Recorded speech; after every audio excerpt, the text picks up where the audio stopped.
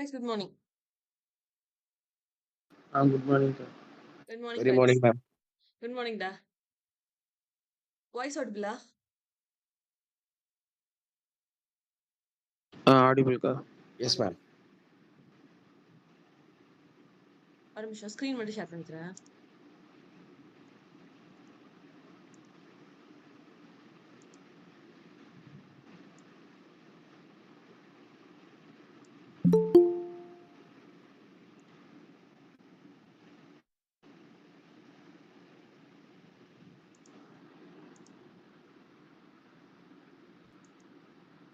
So last session இது வரைக்கும் பார்த்தோம். ஓகேவா? சிஸ்டம் ஆஃப் சயின்ஸு, அந்த சிங்க்ரானிக் இதெல்லாம் வந்து யாரோடது, யார் வந்து இதை கன்சிடர் பண்ணா அப்படின்னு சொல்லி பார்த்தா, அதுக்கு வந்து ஃபெர்டினண்ட் டி சசூர் அப்படின்னு சொல்லி பார்த்தோம். ஸோ நெக்ஸ்ட் கொஸ்டின் அப்படின்னு பார்க்கும்போது, arrange the works of Toni Morrison in order of chronology. ஓகேவா? இதுல டோனி மாரிசனோட ஃபர்ஸ்ட் ஒர்க் எது?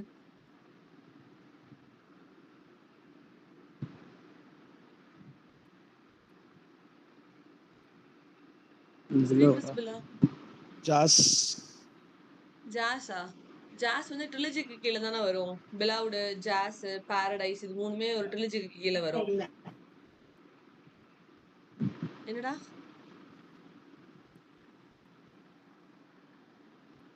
நம்ம ஆல்ரெடி படிக்க வச்சிருக்கேன் அத வந்து. ஸோ டோனி மாரிசனோட ஒர்க்ஸ் அப்படின்னு சொல்லி பார்க்கும்போது ஃபர்ஸ்ட் வந்து ப்ளூவஸ்ட் ஐ அதுதான் அவரோட debut work. So Toni Morrison அப்படின்னாலே ஃபர்ஸ்ட் ஒர்க் வந்து ப்ளூவஸ்ட் ஐ 1970. அப்புறம் சுலா அப்படின்னு ஒரு ஒர்க் எழுதியிருப்பார். அது வந்து 1973. சாங்ஸ் ஆஃப் சாலமன் வந்து 1977. தார் பேபி வந்து 1981. அதுக்கப்புறம் இந்த 3 ஒர்க்கும் ட்ரிலஜி. பிலவுடு, ஜாஸ், பாரடைஸ். பிலவுடு வந்து 1987. பிலவுடு வந்து 987ன்னு குறைஞ்சிக்கிட்டே இருக்கும். ஓகேவா? ஜாஸ் வந்து 1991. பாரடைஸ் வந்து 1998. அவரோட ரிமைனிங் ஒர்க்ஸ்ன்னு பார்க்கும்போது லவ் 2003, மர்சி அப்படின்ற ஒர்க் வந்து 2008, ஹோம் வந்து 2012. இவ்வளவுதான் டோனி மாசன். டோனி மாசன் எந்த இயர்ல நோபல் பிரைஸ் வாங்கியிருப்பாரு?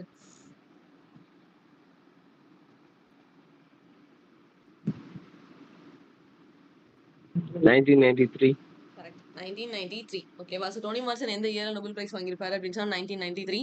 அவரோட ஒர்க்ஸ் கண்டிப்பா தெரியணும். ப்ளூவஸ்ட் ஐ, சுலா, சாங்ஸ் ஆஃப் சாலமன், தார் பேபி இந்த 4 ஒர்க்கும் தொடர்ந்து வரும். அப்புறம் ட்ரிலஜி வரும். பிலவ்டு, ஜாஸ், பாரடைஸ். பிலவ்ஸ்டோட இயர் எப்படி வரும்னா குறைஞ்சிக்கிட்டே வரும். சாலமனோட இயர் வந்து டபுள் டைம் வரும். 7 7 வரும். அதுல ஓ நிறைய டைம் ரிப்பீட் ஆயிருக்கும். சாங்ல பாருங்க ஓ இருக்கும். சாலமன்ல 3 ஓ இருக்கும். ஸோ 1977. ப்ளூவஸ்ட் ஐ ஐ வந்து எப்படி இருக்கும்? ரவுண்டா இருக்கும்ன்றதுனால அதுல ஓல தான் இயரே ஸ்டார்ட் ஆகும். ஸோ ப்ளூவஸ்ட் ஐ வந்து 1970. சுல்லா வந்து 1973. சாங்ஸ் ஆஃப் சாலமன் வந்து 1977. தார் பேபி 1981. அப்புறம் ட்ரிலஜி. அப்புறம் இருக்கிற 3 ஒர்க் தான் லவ், மர்சி, ஹோம். கிளியரா Toni Morrison? Clear, sir. Yes, ma'am. இப்போ இதுல எது ஃபர்ஸ்ட் ஒர்க் வரும்? Bluest eye. Bluest eye Bluest first eye. வரும். Second Song of Solomon. Tar baby தானே வரும். இல்ல சாங்ஸ் ஆஃப் சாலமன். தார் பேபி தான் வரும் இல்லையா? கரெக்ட் தான். Correct correct correct. So Bluest Eye first. Second வந்து songs of Solomon. Songs of Solomon year என்ன? ஒரே நம்பர் வரும்னு சொல்லலாம். What is the number? ஓவா இருக்கனால அதுலயே டபுள் நம்பர் ரிப்பீட் ஆகும்னு சொன்னா. What is the year? 19 77. 1977. ஓகேவா? அடுத்தது வந்து தார் பேபி. அடுத்தது என்ன வரும்? ட்ரிலஜி Beloved, சொன்ன. sir. பிலவ்டு, அடுத்து Jazz, ஜாஸ். Beloved. பிலவ்டு, ஜாஸ் அதுக்கப்புறம் கடைசி இன்னொரு ட்ரிலஜில இன்னொரு ஒர்க் என்னது?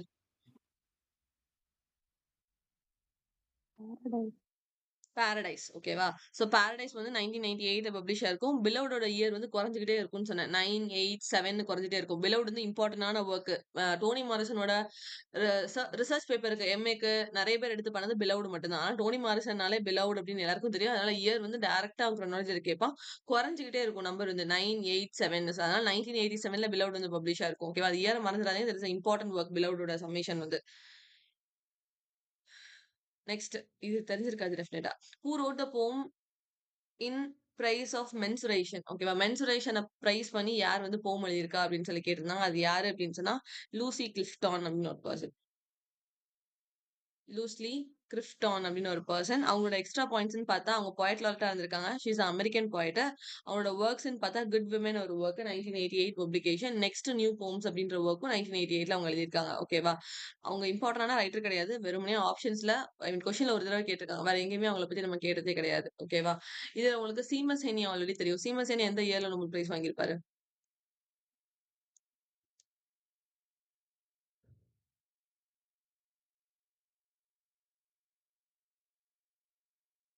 சீமஸ் ஹெனி எந்த இயர்ல வாங்கியிருப்பாங்க?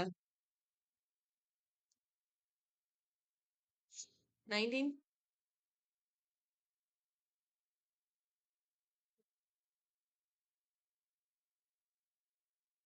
Let's quick.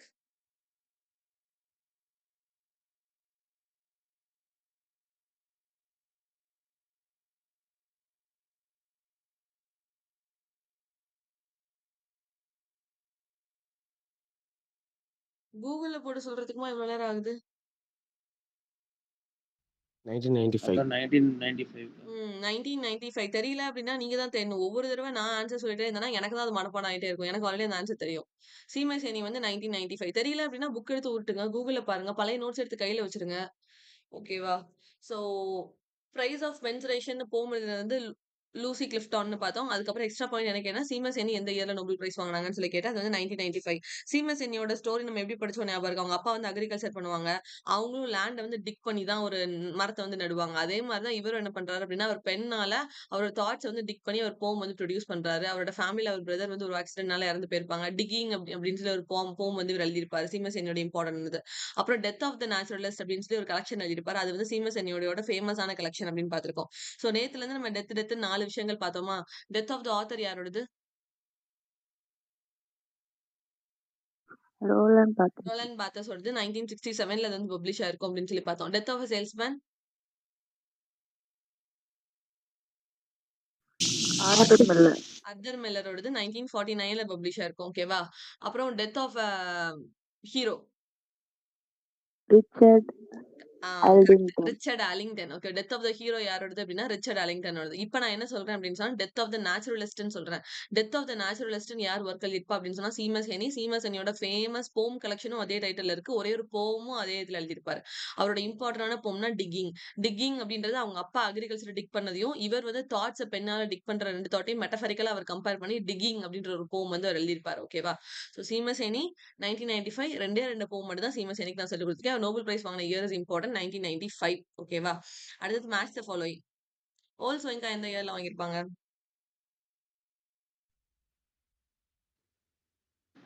1986. 1986 1986. Nadine Gordimer 1991 1991. Derek Walcott 1992 J M Coetzee 2003 2003. ஓகேவா? நாடின் காடிமர் வந்து எந்த ஒர்க்குக்கு வந்து புக்கர் பிரைஸ் வாங்கியிருப்பார் 1974ல?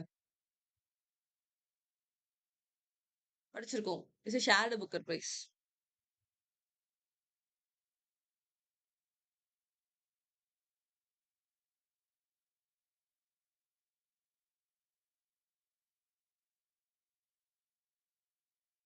Ma'am, the conservationists.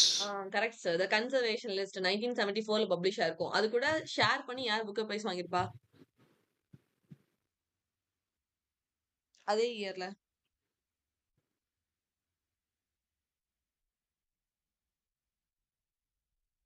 Hilary Mantel, ma'am.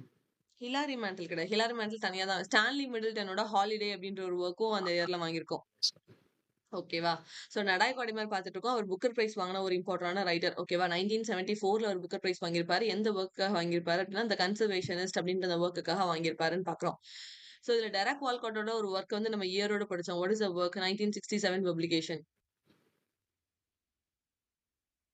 டெரிடாவோட trilogy, Roland பாத்தஸோட ஒர்க், அதுக்கப்புறம் டெரக் வால்காட்டோட ஒரு ஒர்க்கும் படிச்சோம். 1967 publication.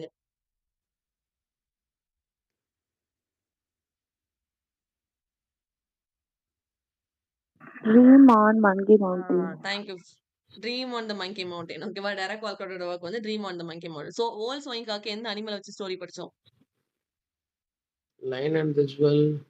Line and the jeweller, swamp dwellers. Lion வந்து எங்க இருக்கும்னா ஃபாரஸ்ட்ல இருக்கும். அங்க வந்து ஹார்வெஸ்ட் நடந்துச்சு. ஒரு மேட் மேன், ஒரு ரோடு, அப்புறம் அவனை வந்து டெத் அப்படின்னு சொல்லி முடிஞ்சிச்சுன்னு பார்த்தோம்ல. ஸோ அது வந்து ஓல்ஸ்வைங்காவோட ஒர்க்ஸ். ஓகேவா?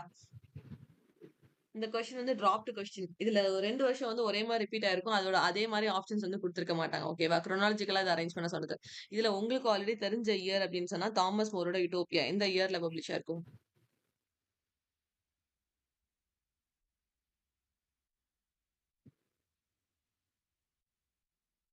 தாமஸ் மோரோட யூட்டோபியா 1516. கரெக்ட். 1516. ஓகேவா? தாமஸ் மோரோட யூட்டோபியா எந்த இயர்ல பப்ளிஷ் ஆயிருக்கும் அப்படின்னு சொன்னா 1516.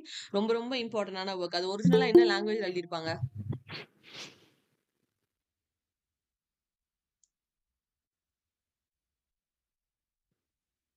ஒரிஜினலா என்ன லாங்குவேஜ்லடா யூட்டோபியா எழுதியிருப்பாங்க?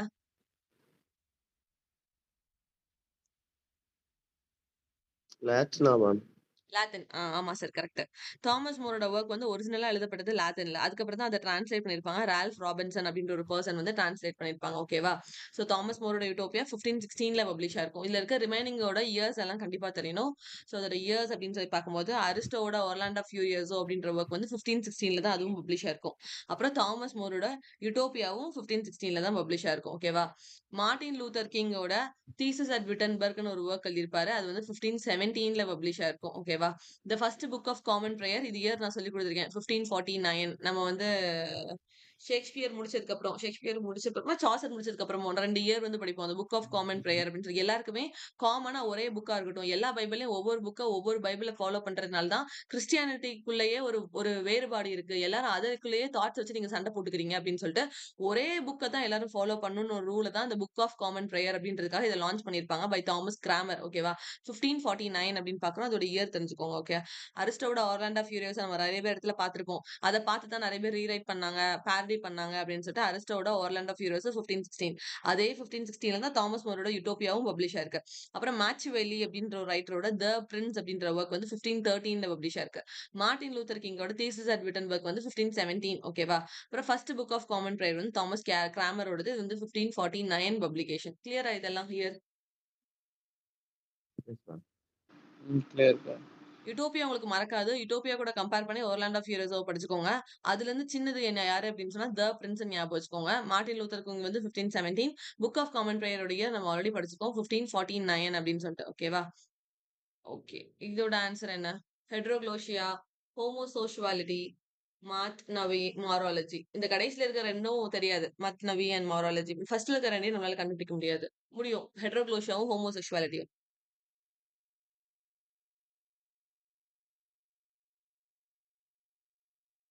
ஹோமோசோஷுவாலிட்டி செக்ஷுவல்னா என்னது? ஹோமோசெக்சுவல்னா என்னது?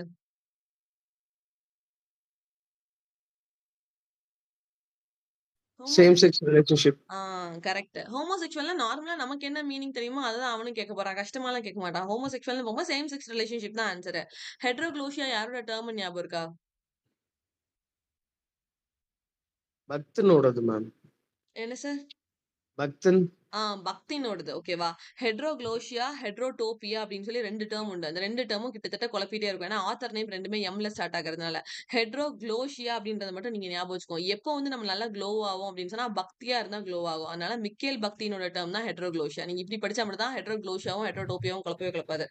ஹெட்ரோக்ளோஷியா அப்படின்னு சொன்னா க்ளோ அப்படின்ற ஒரு வேர்ட் வந்து இருக்கு. ஓகேவா? க்ளோஷியா.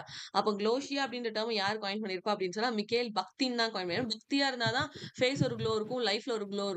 அப்போ ஹெட்ரோக்ளோஷியா அப்படின்றது மிக்கேல் பக்தின் அப்படின்னு சொல்றேன். ஓகேவா? சோ ஹெட்ரோக்ளோஷியான்ற டேர்ம் வந்து யாரோடது அப்படின்னு சொன்னா மிக்கேல் பக்தின். ஆன்சர்ஸ் எல்லாமே ஸ்ட்ரைட்டா தான் இருக்கு படிக்கணுன்றதுக்காக. சோ ஹெட்ரோக்ளோஷியா அப்படின்னு சொன்னா diversity of language used in epics அப்படின்னு அர்த்தம். ஹெட்ரோக்ளோஷியாவோட டேர்ம். ஹோமோசெக்சுவல் அப்படின்னா தெரியும், சேம் செக்ஸ் ரிலேஷன்ஷிப் அப்படின்னு சொல்லிட்டு. அப்புறம் மேத் நவி அப்படின்னு சொன்னா long narrative epic or heroic poem தான் அந்த மேத் நவி அப்படின்னு சொல்லுவாங்களாம். அது எனக்கும் புதுசு தான். அப்புறம் மாராலஜி வந்து deliberate foolishness or nonsense for effect அப்படின்னு அர்த்தம். மார்ஃபாலஜி அப்படின்னு மாராலஜி அப்படின்னு சொன்னா கிளியரா match the following? Yes ma'am. இதுல நீங்க தரவா படிக்க வேண்டியது ஹெட்ரோக்ளோஷியா யாரோட டேர்ம்னு சொன்ன? மைக்கேல் பக்தனோடது. Mikhail Bakhtin. ஓகேவா? சோ மிக்கேல் பக்தின் 1895ல born ஆயிருப்பார். ஓகேவா? He's a Russian philosopher. இவரோட கான்செப்ட்ஸ் அடிக்கடி நெட்ல கேட்டிருக்காங்க. ஒண்ணு வந்து டயலாஜிசம், பாலிஃபோனி, கார்னிவலஸ்கியூ, ஹெட்ரோக்ளோஷியா, கல்ச்சுரல் ப்ரோசைக். இது எல்லாமே அவரோட கான்செப்ட்ஸ். வெறுமனே கான்செப்ட்ஸை மட்டும் கொடுத்து இந்த டேர்மை மட்டும் கொடுத்து இது யாரோடது அப்படின்னு கூட கேட்பாங்க. இல்ல இந்த மேட்ச்ல ஃபாலோயிங்லாம் எக்ஸ்பிளனேஷன்ஸ் கொடுத்தும் கேட்பாங்க. ஓகேவா?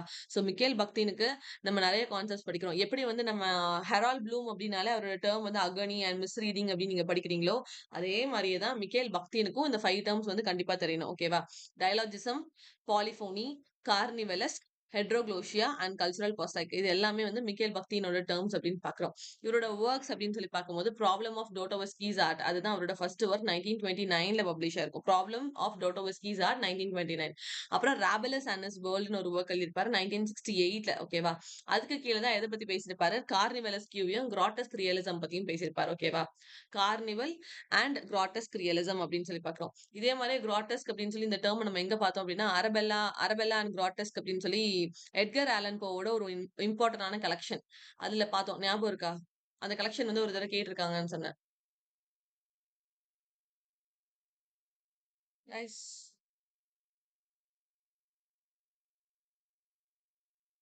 இப்ப நான் சொன்ன கனெக்ஷன் ஞாபகம் இருக்கா? இல்ல எட்கர் ஆலன் போவ காட்டவா போய்? ஷார்ட் ஸ்டோரின்னு சொன்னீங்களோ மேம்? போயமா ஷார்ட் ஷார்ட் ஸ்டோரி இல்ல, ஸ்டோரி? கலெக்ஷன் போம் கலெக்ஷனா. கலெக்ஷனுக்கு கீழே ஒரு ஒர்க் வந்து பப்ளிஷ் ஆயிருக்கும். அரபெல்லா அண்ட் கிராட்டஸ்க் ரியலிசம்னு சொல்லி. ஞாபகம் இருக்காடா? அன்னைக்கு கிளாஸ் அட்டன் பண்ணவங்க ஷீலா, சக்தி எஸ் மேம். இருக்குல்ல.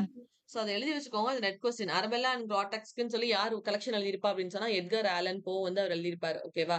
இங்க கிராட்டஸ்க்னு பார்த்ததுனால எனக்கு கனெக்ட் ஆச்சு. இங்க நம்ம எதை பார்த்துட்டு இருக்கோம் அப்படின்னு சொன்னா மிக்கேல் பக்தீனோட work problems of Dostoevsky's art. Dostoevsky அப்படின்ற ஒரு ரஷ்யன் ஆத்தர் தான். ஓகேவா? ஃபியோடோ டோட்டோவஸ்கி அப்படின்றது அவரோட ஃபுல் நேம். அவரை பத்தி தான் அந்த ப்ராப்ளம் ஆஃப் டோட்டோவஸ்கீஸ் ஆர்ட் அப்படின்னு சொல்லி 1929ல பேசியிருக்காரு. அப்புறம் ராபலஸ் அண்ட் ஹிஸ் வேர்ல்ட் அது நெட் கொஸ்டின் 1968 பப்ளிகேஷன். அதுக்கு கீழே தான் கார்னிவல் அண்ட் கிராட்டஸ்க் ரியலிசம் பத்தி பேசியிருப்பாரு. அடுத்தது ப்ராப்ளம் ஆஃப் டோட்டோவஸ்கீஸ் பொயட்டிக்ஸ்னு சொல்லி அதுக்கு கீழே தான் பாலிஃபோனி அப்படின்ற டேர்மை பத்தி பேசியிருப்பாரு. தென் இவரோட இம்பார்ட்டன்டான ஒர்க் டயலாஜிக் இமேஜினேஷன். டயலாஜிக் இமேஜினேஷன் தான் ஹெட்டிங். அது கீழே 4 எஸ்ஸேஸ் வந்து பப்ளிஷ் பண்ணியிருப்பாரு 1981ல. அது டோட்டலா மொத்தமா சேர்ந்து பப்ளிஷ் ஆயிருக்கும். ஓகேவா? இதுக்கு கீழே டயலாஜிசம், ஹெட்ரோக்ளோஷியா, குரோனோடோப் இந்த மாதிரி டேர்ம்ஸ் எல்லாமே வந்து இது கீழே வரும். இது கீழே அவர் காயின் பண்ணியிருப்பாங்க டேர்ம்ஸ் எல்லாமே.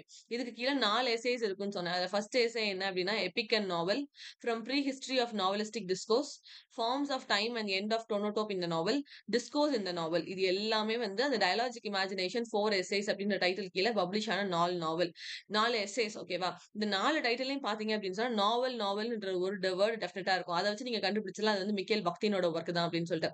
Epic and novel. ஓகேவா? From prehistory of novelistic discourse, forms of time, end of chronotope இந்த நாவல். குரோனோடோப் ஆல்ரெடி அவரோட டேர்ம்னு தெரியும். குரோனோடோப் இந்த நாவல் அப்படின்ட்டு. அப்புறம் டிஸ்கோர்ஸ் இந்த நாவல். இந்த மாதிரி நாவல் தான் இந்த 4 எஸ்ஸேக்கு கீழேயுமே அவர் டைட்டில் வந்து வச்சிருப்பாரு. ஸோ அந்த 4 எஸ்ஸேஸ்மே எந்த டைட்டில் கீழே பப்ளிஷ் ஆச்சு அப்படின்னா இந்த டயலாஜிக் இமேஜினேஷன் பப்ளிஷ் இயர் வந்து 1981 அப்படின்னு பாக்குறோம். பக்தினை பொறுத்தவரை டேர்ம்ஸ் கண்டிப்பா தெரியணும். டயலாஜிசம், பாலிஃபோனி, கார்னிவலஸ்க், ஹெட்ரோக்ளோசியா, கல்ச்சுரல் பொசைக். அப்புறம் இங்க நம்ம குரோனோடோப்னு ஒரு டேர்ம் பார்த்தோம்ல அதுவும் அவரோட டேர்ம் தான். குரோனோடோப் அப்படின்னு சொல்லிட்டு. ஓகேவா? இது எல்லாமே அவரோட கான்செப்ட்ஸ் அப்படின்ற நாலேஜ் வந்து வேணும். ஒர்க்ஸ்ன்னு பார்க்கும்போது தான் ப்ராப்ளம் ஆஃப் டோட்டோவஸ்கி பொயட்டிக்ஸ், டயலாஜிக் இமேஜினேஷன் கீழே 4 எஸ்ஸேஸ் பாக்குறோம். அந்த 4 எஸ்ஸேஸ்லயுமே டைட்டில் என்ன இருக்கும்? நாவல்னு இருக்கும் சொல்லியிருக்கேன். ஓகேவா? இதுல discourse of the novel, discourse இந்த நாவல் அப்படின்ற அந்த ஒர்க்கை மட்டும் தான் தனியா குரோனாலஜில ஒரே ஒரு தடவை கேட்டிருக்காங்க. அவன் கேட்கணும்னு நினைச்சான் அப்படின்னு சொன்னா இந்த 4 ஒர்க்குமே தனித்தனியா கொடுத்து அதோட இயர் என்னன்னு கூட குரோனாலஜில உங்களுக்கு கேட்கலாம். அதனால 4ம் சேர்த்து பப்ளிஷ் ஆன இயர் வந்து 1981. டயலாஜிக் இமேஜினேஷனோட பப்ளிஷ் இயர் என்ன அப்படின்னு கேட்டா மட்டும் தான் இங்க 1981ன்னு போடணும். இது தனித்தனியா டைட்டில் கொடுத்து அவன் கேட்டான் அப்படின்னு சொன்னா எல்லாத்துக்குமே இது பக்கத்துல நான் ஒரு இயர் கொடுத்துருக்கேன் தெரியுமா? அதுதான் நீங்க போகணும். எபிக் அண்ட் நாவலுக்கு தனி year, forms and time of end of குரோனோடோப்க்கு தனி இயர் உண்டு. ஓகேவா? இது எல்லாத்துக்குமே அந்த இயர் தான் நீங்க வந்து போடணும். நெக்ஸ்ட் வந்து speech genres and other late essay அப்படின்னு சொல்லி 1986ல அவர் பப்ளிஷ் பண்ணியிருப்பாரு. அப்புறம் towards a philosophy of act வந்து 1986ல பப்ளிஷ் பண்ணியிருப்பாரு. இது எல்லாமே வந்து பக்தியினோட பிகினிங் ஒர்க்ஸ். இவரோட ப்ராப்ளம் ஒர்க்ஸ் அப்படின்னு சொல்லி சர்டன் ஒர்க்ஸ். ப்ராப்ளம் ஒர்க் அப்படின்னா அவர் பப்ளிஷ் பண்ணும்போது ஒரு பஞ்சாயத்து பண்ணிட்டு பண்ண மாதிரி ப்ராப்ளம் ஒர்க்ஸ் சொல்லிட்டு. ஃபர்ஸ்ட் வந்து ஃப்ராடனிசம். ஓகேவா? ஃப்ராடனிசம் வந்து 1927ல பப்ளிஷ் ஆயிருக்கும். அடுத்தது Marxism and philosophy of language. இதுல வந்து ஒரு பென் நேம்ல தான் அவர் பப்ளிஷ் பண்ணியிருப்பாரு. VN வோலோ செனாவ் அப்படின்னு ஒரு பென் நேம் கீழே தான் பப்ளிஷ் பண்ணியிருப்பாரு. சோ பக்தினுக்கு நம்ம 2 பென் நேம் பாக்குறோம். ஒன்னு வந்து வோலோ, அப்புறம் வந்து மெட்பதேவ் அப்படின்னு ஒரு நேம் வந்து பப்ளிஷ் யூஸ் பண்ணியிருப்பாரு. ஓகேவா? இது ரெண்டுமே அவரோட பென் நேம்ஸ் அப்படின்னு பாக்குறோம். சோ ப்ராப்ளம் ஒர்க்கு கீழே 3 ஒர்க் தான். Freudianism, Marxism and philosophy of language, formal method and literary scholarship. இது எல்லாமே வந்து அவரோட ப்ராப்ளம் ஒர்க்ஸ் பாக்குறோம். கிளியரா பக்தின் வந்து? Yes ma'am. ஃபர்ஸ்ட் படிக்கிறீங்க அப்படின்னு சொன்னா கான்செப்ட்ஸை படிச்சு முடிச்சுக்கோங்க. இது கூட குரோனோடோப் அப்படின்ற ஒரு டேர்ம் மட்டும் ஆட் பண்ணிக்கோங்க. ஓகேவா? இதான் அவரோட கான்செப்ட்ஸ். ஒர்க்ஸ்னு ஆரம்பிக்கிறீங்கன்னா ராபுலிஸ் அண்ட் ஒர்க் கண்டிப்பா தெரியணும். அதுக்கு கீழே என்ன டேர்ம் காயின் பண்ணாரு. அப்புறம் ப்ராப்ளம் ஆஃப் டோட்டோட்டிஸ் பொயட்டிக்ஸ் இருக்கா, அதுல அவர் என்ன டேர்ம் காயின் பண்ணாரு. டயலாஜிக் இமேஜினேஷன் கீழே 4 எஸ்ஏஸ் என்னது, அந்த 4 எஸ்ஏஸ் என்ன இயர்ல பப்ளிஷ் ஆச்சு. இதை மட்டும் ஃபர்ஸ்ட் பக்தினுக்கு படிங்க. அப்புறம் பக்தினோட ரெண்டு பென் நேம் என்னன்றது ஞாபகம் வச்சுக்கோங்க. தென் ப்ராப்ளம் ஒர்க்ஸோட குட்டி குட்டி டைட்டில். ஏன்னா already Marxism and literature Marxism வச்சு நம்ம நிறைய ஆல்ரெடி படிச்சிருக்கோம். So Marxism and philosophy of language யார் எழுதுனா அப்படின்னு சொன்னா பக்தின் தான் எழுதினாரு. அவரோட பென் நேம் வந்து ஓலோ சினோ அப்படின்ற ஒரு பென் நேம்க்கு கீழே அவர் எழுதினாருன்றது தெரிஞ்சுக்கோங்க. ஓகேவா? ஸோ ஹெட்ரோக்ளோஷியா அப்படின்ற டேர்ம் யாரோடது அப்படின்னு சொன்னா பக்தினோடது. ஹெட்ரோக்ளோஷியா அப்படின்றது எதை மீன் பண்ணுது அப்படின்னு சொன்னா the presence of multiple language within a text. இப்ப டிஎஸ் எலியட்டோட வேஸ்ட்லேண்ட் எடுத்துக்கிட்டோம் அப்படின்னு சொன்னா அதுல அவர் தத்துவம் தயவத்தம் சம்வாட்னு சொல்லி டிடின்னு ஒரு 3 டேர்ம் வந்து அது வந்து சாந்தின்னு டிரான்ஸ்லேட் பண்ணி வச்சிருப்பாரு. அப்ப அதுக்குள்ள ஹிந்தி இருக்கும், அதர் லாங்குவேஜ் எடுத்து வச்சு மொத்தமா அந்த டெக்ஸ்ட் வந்து கிரியேட் பண்ணிருப்பாரு. அப்ப multiple language within a single text தான் அவங்க என்ன சொல்றாங்க அப்படின்னு சொன்னா ஹெட்ரோக்ளோஷியா. அப்ப க்ளோ வந்து எப்போ ஆகும் அப்படின்னா பக்தி இருந்தாதான் ஆகும். So heteroglossia is a term for Mikhail Bakhtin. கிளியரா இது? Yes ma'am.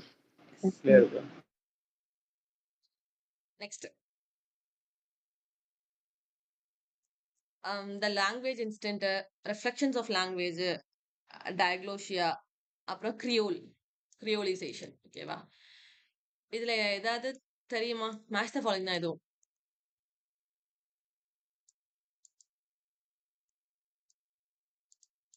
இந்த பக்கம் எக்ஸ்பிளனேஷன்ஸ் மேம் இந்த கொடுத்துருக்காங்க. கிரியோல் அப்படிங்கறது சொல்லி கொடுத்துருக்கீங்கல்ல மேம், அதுவும் ம். இதுவும் ஒரே தானா? எல்லா கிரியேலும் அதுவும் எல்லா லாங்குவேஜும் புதுசா ஒருத்தங்க ட்ரை பண்றது அப்படிங்கிற ஆ மாதிரி. இப்ப நானும் நீங்களும் வேற லாங்குவேஜ்ல இருந்து வந்திருக்கோம்னு வச்சுக்கோங்க. எனக்கு ஹிந்தி தான் தெரியும், உங்களுக்கு இங்கிலீஷ் தான் தெரியும்னு வச்சுக்கோங்களேன். அப்ப நம்ம 2 பேருமே ஒரு கான்வர்சேஷனை பில்ட் பண்றதுக்கு ஒரு புது லாங்குவேஜ் அந்த இடத்துல ப்ரொடியூஸ் பண்ணுவோம். ப்ரொடியூஸ் இன் த சென்ஸ் அந்த நேரத்துக்கு நான் என்ன சொல்ல வரேன்றதை நீங்க கன்வே பண்றதுக்கும், நீங்க என்ன சொல்ல வரீங்கன்றதை நான் புரிஞ்சுக்கிறதுக்கும், அந்த இடத்துல ஒரு புது விதமான ஏதோ ஒரு சைகையோ இல்ல ஏதோ ஒரு விஷயத்த நம்ம அந்த இடத்துல எடுத்துட்டு வருவோம். சோ அப்ப அதுதான் வந்து நம்ம கிரியோல் அப்படின்னு சொல்றோம். ஓகேவா? Yes ma'am. Existence of common variety of language for people from different culture அப்படின்றத நம்ம கிரியோல்னு சொல்றோம். ஓகேவா? சோ இப்ப டயக்ளோஷியா யாரோட டேர்ம்னு பார்த்தோம், அது டயலாஜிசம்னு பார்த்தோம். டயலாஜிசம் யாரோடதுன்னு பார்த்தோம். பக்தன். பக்தினோட டேர்ம்னு சொல்லி மேல பார்த்தோம். ஓகேவா? சோ இப்ப இது கீழ இருக்கு. இதுல ஆன்சர்ஸ் வந்து எல்லாமே நேரா தான் இருக்கு. எல்லாமே கரெக்ட்டா தான் இருக்கு. ஓகேவா? சோ நாம் சாம்ஸ்கி அப்படின்னு பார்க்கும்போது நாம் சாம்ஸ்கினாலே லாங்குவேஜ் பத்தி தான் நம்ம படிப்போம். அவரை பத்தி நீங்க பார்த்திருக்க மாட்டீங்க. பட் நாம் சாம்ஸ்கி தெரியும். அவர்னாலே லாங்குவேஜ் அப்படின்னு சொல்லிட்டு அதனால ரிஃப்ளெக்ஷன்ஸ் ஆஃப் லாங்குவேஜ் அப்படின்றது அவரோடது. லாங்குவேஜ் இன்ஸ்டிட்யூட் அப்படின்றது ஸ்டீஃபன் பிங்கர். அவர் இம்பார்ட்டன்டான ரைட்டர் கிடையாது. பிகாஸ் எப்பவுமே ஒரு எக்ஸாம்ல ஏதாவது ஒரு டைம் மட்டும் கேட்கிற ஆத்தர் வருவாங்க. அந்த மாதிரி ஒரு ஆள் தான் யாருன்னா ஸ்டீஃபன் பிங்கர். ஸ்டீஃபன் பிங்கர் வேற எங்கேயுமே அவங்க கேட்டதும் கிடையாது, வந்ததும் கிடையாது ஸ்டீஃபன் பிங்கர். ஓகேவா? சோ லாங்குவேஜ் இன்ஸ்டிட்யூட் அப்படின்றது ஸ்டீஃபன் பிங்கரோடது. நீங்க மனப்பாடம் பண்ண வேண்டியதுன்னா அதுக்கு கீழ இருக்கிற 3 தான். ரெஃப்ளெக்ஷன்ஸ் ஆஃப் லாங்குவேஜ் வந்து நாம் சாம்ஸ்கியோடது அப்படின்னு சொல்லிட்டு, அப்புறம் டிக்ளோஷியா அப்படின்றது, அடுத்து கிரியோல் அப்படின்றது நான் சொல்லிட்டேன். 2 பீப்பிள்ஸ் வந்து டிஃபரெண்டா இருப்பாங்க. அந்த டிஃபரெண்டா இருக்கிறவங்க ஒரே விஷயத்த ஷேர் பண்ணணும்ன்றதுக்காக அந்த இடத்துல ஒரு கிரியேட் பண்ணுவாங்களா, அதுதான் நம்ம கிரியோல் அப்படின்னு சொல்லி பாக்குறோம். கிளியரா இது? Yes ma'am. Clear. சோ இந்த டயக்ளோஷியா அப்படின்ற டேர்மை யார் காயின் பண்ணிருப்பா அப்படின்னு சொன்னா சார்ல்ஸ் ஃப்ரெங்க்சன் சொல்லி. இவங்களையும் கேட்டது கிடையாது, ஜஸ்ட் எக்ஸ்ட்ரா நாலேஜா தான் நான் கொடுத்திருக்கேன். ஓகேவா? So diaglossia which research I'm sorry which research treats physical and social world as object based on standardized data ன்னு கேட்டிருக்காங்க. ஸோ ஆப்ஷன்ஸ் அப்படின்னு பார்த்தா empirical, action, quantitative and qualitative. Standardised data எதுல வரும்? ஸ்டாண்டர்டைஸ்னா ஃபிக்ஸடா ஒரு டேட்டா இருக்கும்.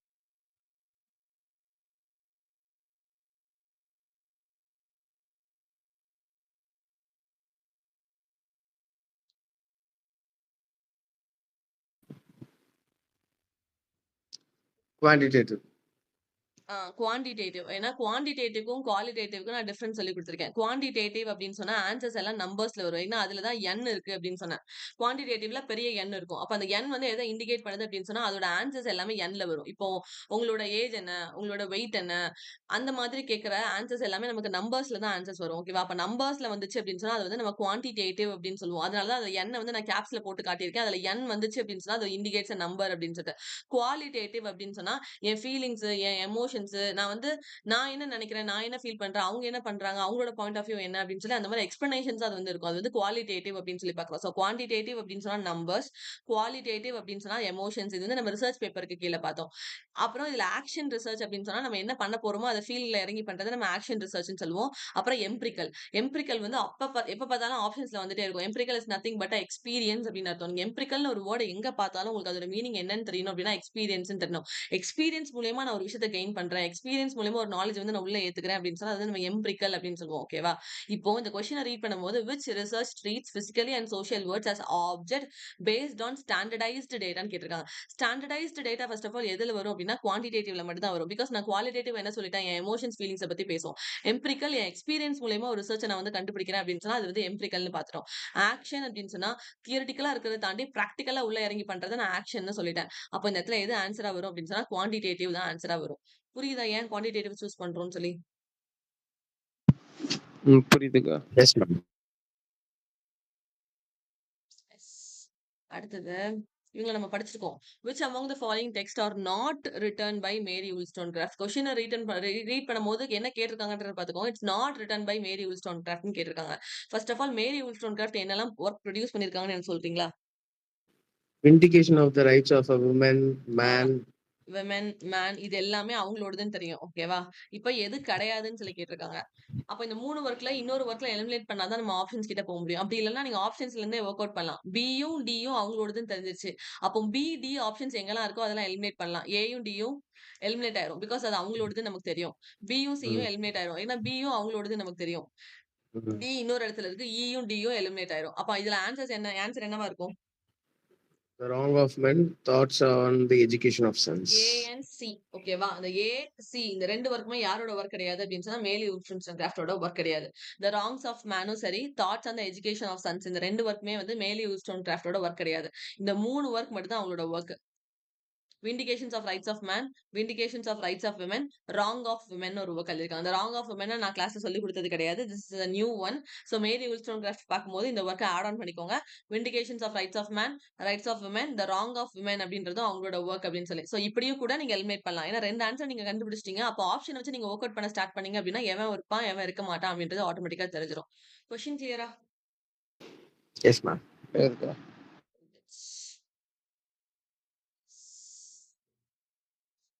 The term collective unconsciousness இது நம்ம மேல சொல்லி கொடுத்தா இது யாரோட டேர்ம்? Carl Jung. அப்ப இதுல ஃபர்ஸ்ட் ஆன்சர் எது வந்துரும்? எந்த ஆப்ஷன் வந்துரும்? பி வந்துரும். was introduced by Carl Jung ன்னு சொல்லிட்டு. ஓகேவா? இப்போ இதுல இருந்து என்ன கண்டுபிடிச்சலாம்? was introduced by Sigmund Freud கிடையாது. Sigmund Freud எதுக்கு கீழ நம்ம படிச்சிருக்கோம்? The dreams, psychoanalytic. dream பத்தி psychoanalytic. ஓகேவா? Sigmund Freud அப்படின்னு சொன்னா சைக்கோ அனலிட்டிக் அப்படின்னு சொல்லி அர்த்தம். ஓகே, அப்போ இந்த இடத்துல பி உண்டுன்னு ஆயிடுச்சு. அப்போ பி ஆப்ஷன் எங்கெல்லாம் இருக்கும் அவனை ஆட்டைக்கு வச்சுக்கலாம். அப்போ பி ஃபர்ஸ்ட் ஆப்ஷன்ல இருக்கு, செகண்ட் ஆப்ஷன்ல இருக்கு, ஃபோர்த் ஆப்ஷன்ல இருக்கு. அப்ப நம்ம ஆட்டோமேட்டிக்கா எதை கேன்சல் பண்ணிடலாம் அப்படின்னு சொன்னா தேர்ட் ஒன் தூக்கி தூர போட்டலாம். தேர்ட் ஒன் கிடையவே கிடையாது. அதுல ஏடிஇ அப்படின்னு கொடுத்துருக்காங்க. அது வரவே வர ஏன்னா நமக்கு ஷுவரா தெரியும் அந்த டேர்ம் காயின் பண்ணதே கால் யங் தான் அப்படின்னு சொல்லிட்டு. அப்ப இந்த இடத்துல பி உண்டுன்றதையும் பாக்குறோம். அப்புறம் ஏ கிடையாதுன்றது ஷுவரா தெரியும். அப்ப எங்கெங்கெல்லாம் ஆப்ஷன்ஸ்ல ஏ இருக்கும் அவனையுமே தூக்கிடலாம். சி ஏ பின்னு கொடுத்துருக்காங்களா தூக்கி வெளில போட்டுடலாம். ஏடிஇ அவனும் அட்டைக்கு வரமாட்டான். பிசிஏ இவனும் வரமாட்டான். அப்ப ஆன்சர் யாரு? பிடி தான். எப்ப பார்த்தாலும் இந்த மாதிரி ஆப்ஷன்ஸ் ஈஸியா இருக்காது. சில நேரம் ரெண்டு ஆப்ஷன்ஸ்ல நிக்கும். அப்ப நீங்க இன்னொரு ஆன்சர் கண்டுபிடிக்கிற மாதிரி இருக்கும். ஓகேவா? was introduced by Carl Jung அப்படின்றது ஆன்சர் கரெக்ட். ஓகேவா? இப்ப மீதி இருக்க ரெண்டு ஆன்சர் எதெல்லாம் கரெக்ட் அப்படின்னு சொன்னா contains stereotypes and individual experiences stored in unconsciousness அப்படின்னு பாக்குறோம். இன்னொன்னு it is used to describe the unconscious common of humanity as a whole that originates in hidden sections of the brain அப்படின்னு சொல்லி கொடுத்திருக்காங்க. ஓகேவா? சோ இப்படி கூட நீங்க ஆன்சரை கண்டுபிடிக்கலாம். எப்படி எலிமினேட் பண்ணனும் தெரியுதா? Yes ma'am. ஆப்ஷன்ஸோட அர்த்தம் எப்பவுமே தெரியணும்ன்றது கட்டாயம் கிடையாது. ஓகேவா? ஏன்னா சென்டென்ஸ் எப்பவுமே நமக்கு புரியுற மாதிரி அவன் கொடுக்கவே மாட்டான். எப்படிக்கு புரியாம வைக்கணுமோ அதே மாதிரி தான் நம்மள வச்சிருப்பான் அவன். அப்போ பெட்டர் நம்ம எப்படி போயிடணும் அப்படின்னு சொன்னா ஆப்ஷன்ஸ் வச்சு ஒர்க் அவுட் பண்ணி போயிட்டோம் அப்படின்னு சொன்னா it will be easy. ஓகேவா? Which of the following is not a Dalit narrative written by Perumal Murugan கேட்டிருக்காங்க. ஓகேவா? எது பெருமாள் முருகனோட ஒர்க் கிடையாது. பெருமாள் முருகன் இம்பார்ட்டன்டான தலித் ரைட்டர்.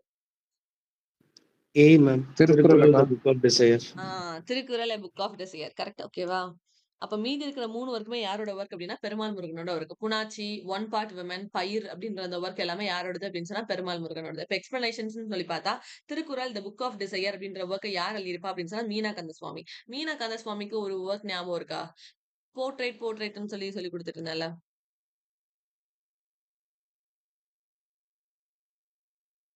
மீனா கந்தசுவாமி சென்னையில இருந்து வந்தவங்க. ஐயங்காளின்னு ஒரு ஒர்க் எழுதியிருப்பாங்க. அது வந்து அவங்களோட ஆர்கானிக் ப்ரொடெஸ்ட பத்தி பேசியிருக்கோம். ஞாபகம் இருக்கா? அப்புறம் when I hit you the portrait of an artist as a young portrait of an ஒய்ஃப்னு என்னமோ எழுதியிருப்பாங்க. வென் ஐ ஹிட் யூ அப்படின்றது அதோட Yes, சப்டைட்டில். ma'am. அது எல்லாமே மீனா கந்தசுவாமியோட ஒர்க். ஓகே, மீனா கந்தசுவாமியை கண்டிப்பா படிச்சுக்கோங்க, கொஸ்டின் இருக்கும். So Thirukkural a book of desire அப்படின்ற அந்த ஒர்க் வந்து யாரோடது அப்படின்னு சொன்னா மீனா கந்தசுவாமியோடது. ஆப்ஷன்ஸ்ல கொடுத்திருக்க மீதி 3 ஒர்க் வந்து பெருமாள் முருகனோடது. புணாச்சி, ஒன் பார்ட் விமன், பயிர் இது எல்லாமே வந்து பெருமாள் முருகனோடது. அப்ப பெருமாள் முருகனோட ரிமைனிங் ஒர்க் என்னன்றது கண்டிப்பா தெரியணும். இருவயில், Nizhal Mutram, current show, one part women, one part women, a lonely harvester, trial by silence, Poonachi a story of goat. இது வந்து ரொம்ப ஃபேமஸான ஒர்க் அவரோடது. Poonachi a story of goat. ஒரு ஒரு ஆடு இருக்குல்ல, ஆட்டுக்குட்டி. அந்த ஆட்டுக்குட்டியோட கதை தான் அந்த புக்கு ஃபுல்லாவே இருக்கும். புனாச்சி எ ஸ்டோரி ஆஃப் கோட். அப்புறம் வந்து ரைசிங் பை ஹீட், பயிர். ஓகேவா?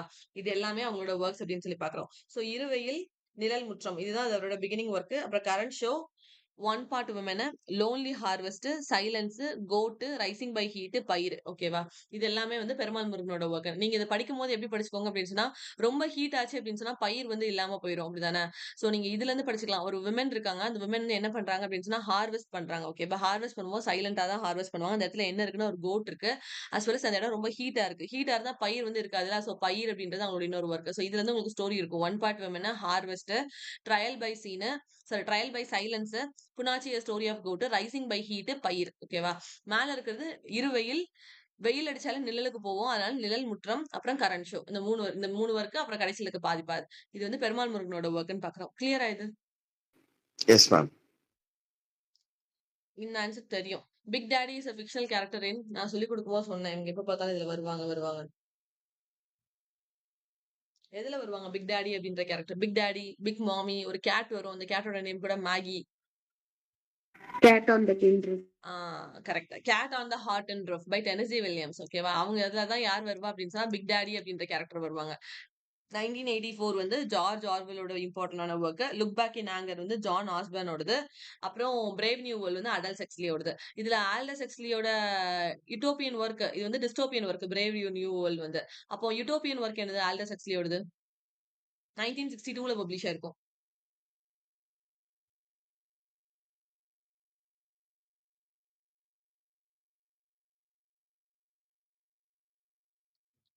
Island. Correct sir. ஐலாண்ட் அப்படின்னு சொல்லிட்டு. சோ ஆல்டஸ் எக்ஸ்லியோட டிஸ்டோப்பியன் ஒர்க். டிஸ்டோப்பியன் அப்படின்னா அந்த உலகம் வந்து ரொம்ப ஒஸ்டா இருக்கும். அது வந்து டிஸ்டோப்பியன் சொல்லுவாங்க. ஓகேவா? சோ பிரேவ் நியூ வேர்ல்ட் வந்து 1932ல பப்ளிஷ் ஆயிருக்கும். ஆல்டஸ் எக்ஸ்லியோட டிஸ்டோப்பியன் ஒர்க். அப்ப ஆல்டஸ் எக்ஸ்லி யூட்டோப்பியன் ஒர்க்கும் எழுதியிருப்பாரு. ஐலாண்ட் அப்படின்னு சொல்லி அது எந்த இயர்ல பப்ளிஷ் ஆயிருக்கும்? 1962ல பப்ளிஷ் ஆயிருக்கும். ஓகேவா? பாயிண்ட் கிளியரா? ரிப்பீட் பண்ணவாடா? Clear, ma'am. Clear. Okay. Tennessee வில்லியம்ஸ்க்கு இந்த cat on the hot and ரூஃப்க்கு மேலேயும் கீழேயும் ஒரு ஒர்க் படிச்சிருப்போம். அது என்ன ஒர்க் ஞாபகம் இருக்கா? நேத்து கூட நான் ரிவைஸ் பண்ணிட்டு போகும்போது சொல்லிட்டு போனேன். Streetcar named Desire னு ஒண்ணு பார்த்தேன். Street car name desire 1947 publication. அதுலதான் பிளான்சி டுவாய்ஸ், ஸ்டான்லி கோஸ்கி இவங்க எல்லாரும் அதுல வருவாங்க. அவனுக்கு ஒன் வே டிக்கெட் கூட ஃப்ரீயா கொடுத்து அவளை ஊருக்கு அனுப்ப பார்ப்பாங்க. ஒரு ஆன்செஸ்ட்ரல் ஹோம் இருக்கும், பெல்லாரீவ் அப்படின்னு சொல்லி பார்த்தோம். அது எல்லாமே street car name desire 1947 publication. இன்னொரு ஒர்க் யூனிகார்ன் கூட சிம்பலைஸ் பண்ணி வரும்ல. What is the work? The unicorn Dolls. என்ன sir? The Dolls House, ma'am. Dolls house Henry ஹென்ரி ஹிப்சனோடது. அது Ma'am, வந்து வேற கதை. இதுலயும் ஒரு டாலை வச்சு தானே மேம் பேசுவாங்க. அது அண்ணன் அது தங்கச்சி. அதோட டைட்டில் வந்து அது கிடையாது. Glass menagerie. Sorry ma'am. அந்த யூனிகார்ன் வந்து கிளாஸ்ல தான் செய்யப்பட்டிருக்கும். அப்ப லாரா அப்படின்ற பொண்ணு வந்து யார் இண்டிகேட் பண்ணுவா அப்படின்னா அந்த யூனிகார்ன் தான் இண்டிகேட் பண்ணும். பிகாஸ் யூனிகார்ன் வந்து நார்மல் ஹார்ஸ் மாதிரி இருக்காது. அதுக்கு ஒரு ஹார்ன் இருக்கும், 2 விங்ஸ் இருக்கும். அது அவன் பாய் ஃப்ரெண்ட் கூட டிம்மோ ஆனர் கூட டான்ஸ் ஆடிட்டு இருக்கும்போது அந்த யூனிகார்ன் கீழே விழுந்து அதோட கொம்பு மட்டும் உடஞ்சிரும். அது எதை சிம்பலைஸ் பண்ணும் அப்படின்னு சொன்னா இப்ப அவளும் ஷீஸ் அ நார்மல் விமன். ரொம்ப வித்தியாசமா அவளை ஒன்றும் ட்ரீட் பண்ண தேவையில்ல அப்படின்ற விஷயத்த அது வந்து சிம்பலைஸ் பண்ணும். அதனால தான் கிளாஸ் மேனேஜர்ல சிம்பலிசம் எது அப்படின்னு சொன்னா அந்த யூனிகார்ன் அவளுக்கு வந்து ப்ளூ ரோசஸ்னு ஒரு டிசைஸ் இருக்கும். அதனால அவன் வந்து செல்லமா ப்ளூ ரோசஸ் அப்படின்னு சொல்லி கூப்பிடுவான். அவனுக்கு ஒரு அண்ணன் இருப்பான் டாம் அப்படின்னு சொல்லிட்டு. அவளுக்கு பொண்ணு தேடுறது மாப்பிள்ளை தேடுறதா ஒரு வேலையாவே இந்த கதைக்குள்ள வச்சிருப்பாங்க. கிளாஸ் மெனஞ்சரி அப்படின்றது டைட்டில். எந்த இயர்ல பப்ளிஷ் ஆயிருக்கும் 1944. ஸோ எப்படி ஞாபகம் வச்சுக்க சொன்னேன் அப்படின்னு சொன்னா கிளாஸ் வந்து நான் என்னதை காமிக்கிறேனோ அதுதான் அப்படியே ரிஃப்ளெக்ட் பண்ணும். அதனால அதோட இயர் வந்து 44 ஞாபகம் வச்சுக்கோங்க சொன்னேன். ஸோ 1944 அப்படின்றதான் கிளாஸ் மெனஞ்சரியோட இயர். ஓகேவா? அப்புறம் cat on the hot and roof வந்து 1955ல பப்ளிஷ் ஆயிருக்கும். இது நடுவுல ஸ்ட்ரீட் கார் நேம் டிசைர்னு ஒரே ஒரு ஒர்க் பார்த்தோம். அது வந்து 1947. இது எல்லாமே டெனசி வில்லியம்ஸ் வருது. டெனசி வில்லியம்ஸ் அப்படின்னாலே பிளாஸ்டிக் தியேட்டர் அப்படின்றது அவரோட டேர்ம். ஓகேவா? பிளாஸ்டிக் தியேட்டர்னு கொடுத்து அது யாரோடதுன்னு கேட்டிருந்தாங்கன்னா தட் இஸ் டெனசி வில்லியம்ஸ் அப்படின்னு அர்த்தம். கிளியர் தானே பாயிண்ட்ஸ் எல்லாம்? Yes, ma'am. clear. Guys others yes ma'am. Clear. ஓகேவா? இது இன்னைக்கு ஈவினிங் கூட படிச்சுட்டு வந்துடலாமா? ஈவினிங் கொஸ்டின்ஸ் கேட்டுட்டு will go to the session. Yes, ma'am. படிச்சிடலாங்க. படிச்சிருவேன். Thank you guys. Thank you, ma'am. Thank you.